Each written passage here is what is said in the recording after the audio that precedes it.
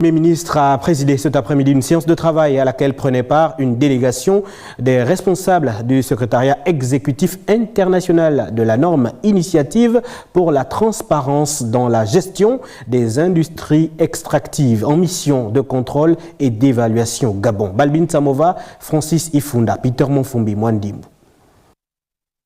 La consultation des parties prenantes au processus de mise en œuvre de la norme internationale afin de valider la gouvernance du Gabon sur la gestion en toute transparence des industries extractives, c'est tout le sens de la mission de la délégation du secrétariat international de l'ITIE en séance de travail avec le Premier ministre, chef du gouvernement de la transition. Meeting all the stakeholders, in particular the Prime Minister, C'était très important pour nous dans le cadre de cette mission de validation, ce qui nous a permis d'avoir tous les avis sur l'ensemble de la gouvernance du secteur extractif. La mission de validation a deux objectifs. Le premier objectif, c'est d'évaluer le progrès dans la mise en place de la norme ITE de gouvernance du secteur extractif.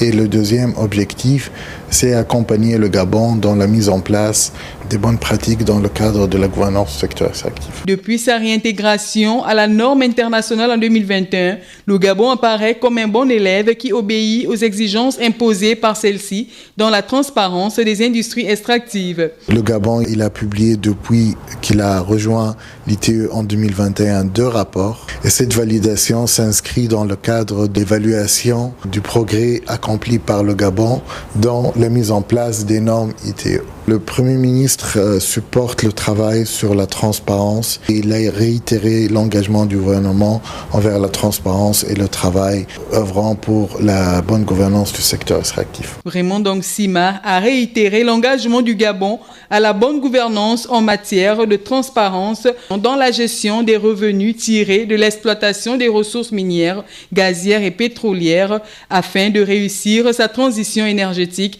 et la diversification de son économie.